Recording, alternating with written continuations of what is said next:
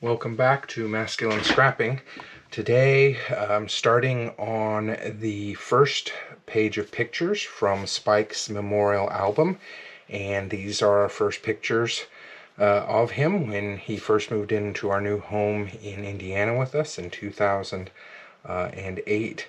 And so just really grabbed some cool pictures at that time. Now this is what's interesting. These photographs are not 4x6s. I guess at the time when we were printing them, they are 5 1/4 by 4. So I had to pay attention to that when I was doing all of this work. But we'll go ahead and start on this page first. I'm going to cut out the top part of the page here. Some people leave this to the end. I like to do it first because it helps me feel like I'm getting the scale correct on the page. And so designed this on Cricut Studio. The image was one of the images that was already there. I have Cricut Access, and so didn't have to pay for it. And then also you can see used the pen feature to write new puppy and new home, because we were enjoying certainly being in a new home. I have this green speckled paper. This actually is not 12 by 12 paper. I think it's for the old Creative Memory style albums. That's a little bit less, but I am going to go ahead and use that. And I've noticed that you can't really see it when it's on the screen, but if you look carefully at these photos, you can see, oh hey, there's a white stripe on that. So the photos came with a little bit of a white stripe.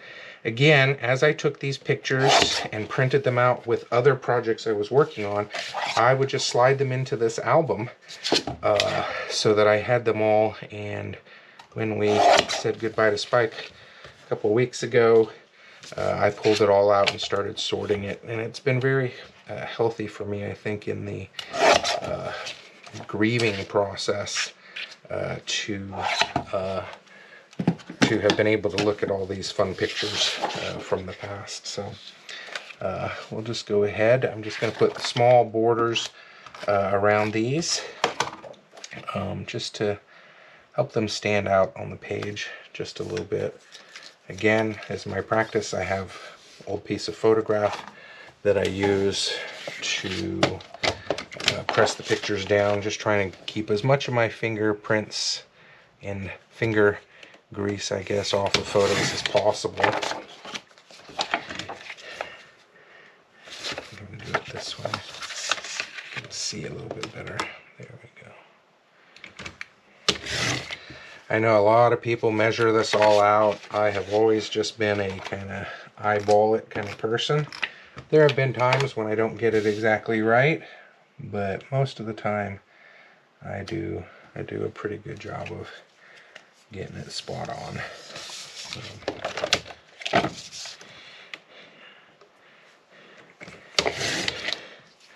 He was a very energetic and I would say gangly puppy for sure. Always falling over himself, but just a lot of fun. And I think it was good for him to have been part of our family right when we moved. It was good for us, and I think it was good for him. We could not have a dog when we lived in California. We lived in an apartment complex, and I think it was just way too busy of a place. Let's see, I'm going to put that one there, this one here, this one here.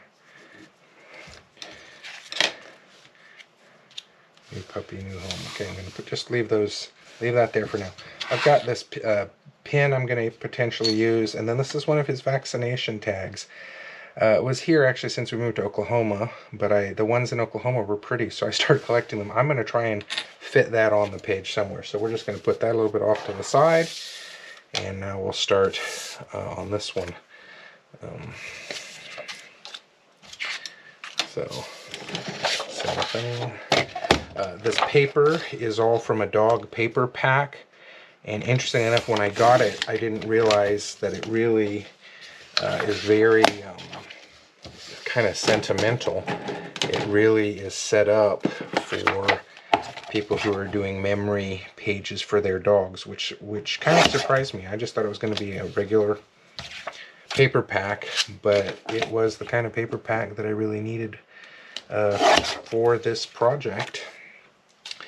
And yeah, it's been a good process to go through in seeing these pictures and remembering the good times. This sticker, you can see, matches this. I'm going to see if I can work that in, and here's another one. So let's see, I'm going to get these back on the page. This is one of my favorite pictures of him. I will tell you, most of the pictures we have of that we have of Spike are blurry, because he always was running, and it was so hard to get him still. So it was so hard to get pictures of him when he was young, when he was sitting still. So you know, a lot of the pictures from this very day are all blurry because he's just so hard to see. So okay, let's see.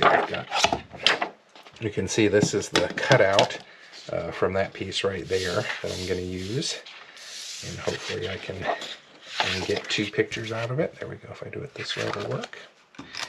So there we go.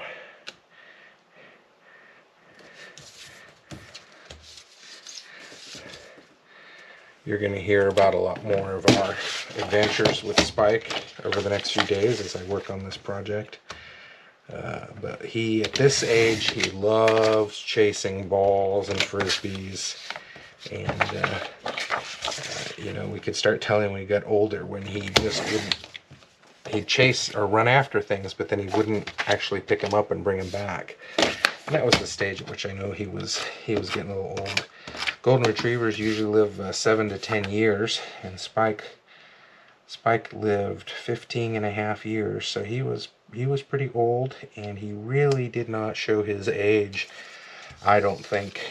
I mean, he had some panic attacks here and there where he had trouble breathing, but we were able to get that under control. But he really was pretty healthy until maybe 2 months from the end, and then he started struggling and came home from work one day and he could not move at all, and so I knew it was the end. Okay, we're at the point now where I'm going to put all the pages back together, because I like to see how it's going to play out, and we'll see where we will get these things. So I can move this up a little bit. Or I could do that. Now I want to bring these down. Clear that. There we go. I do think I want to get that sticker there, and then I can put these there, and I think I'll put that there. So okay, so we'll get these down one at a time now.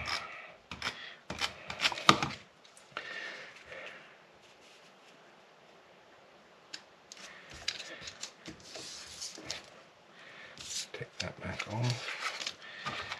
Again, the order in which I do these is really so that I can make sure that I'm getting them level and square.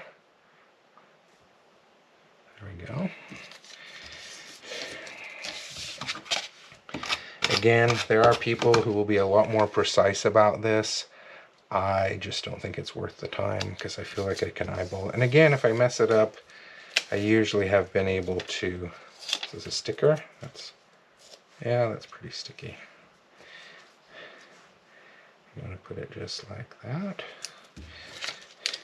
Now this one is going to go across the photo, and it is a sticker, and so just throwing away the extra. It's down one time and that's it, so got to be careful. Okay, so I think that page is done. All right, I'm going to start with, I think, this one. Then I can center everything else off with that.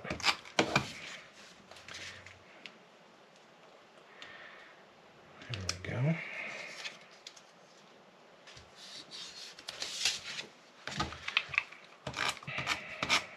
I think quite figured out how I'm going to put that down yet. I should have been thinking about that.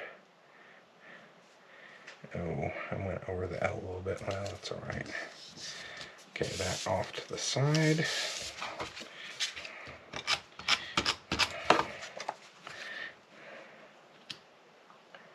There we go.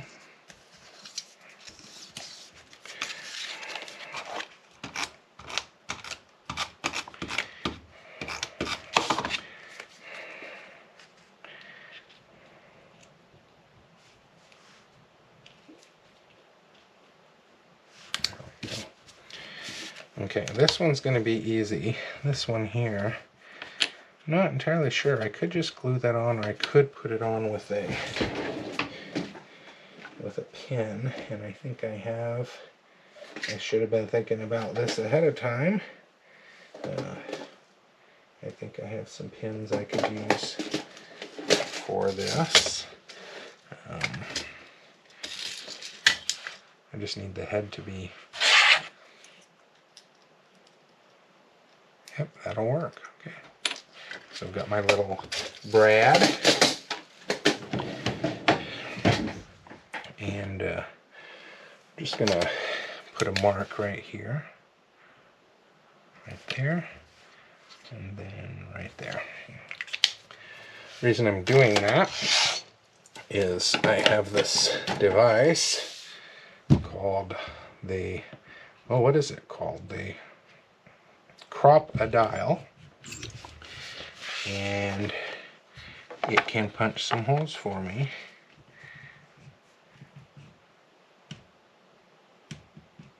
There's one.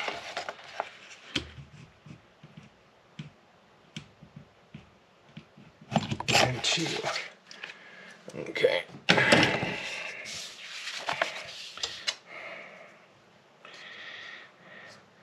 I do like brads a lot. I just think they're fun.